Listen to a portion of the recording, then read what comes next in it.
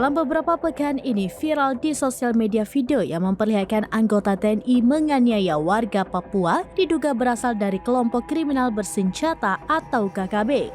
Devianus Kogoya, anggota KKB yang terekam dalam video menjadi korban penganiayaan sejumlah prajurit TNI.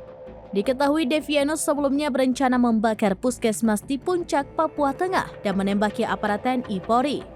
Panglima Kodam 17 Cendrawasih Maijen Izak Pangemanan mengatakan peristiwa itu terjadi pada 3 Februari 2024.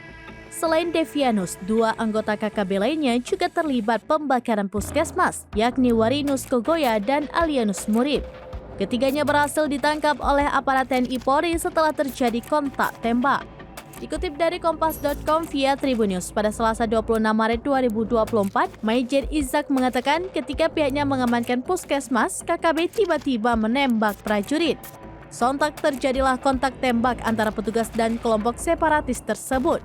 Namun saat dibawa ke Polres setempat, Warinus Kogoya loncat dari mobil hingga tewas. Sementara Devianus yang sempat mencoba kabur berhasil ditangkap kembali ke distrik Gome.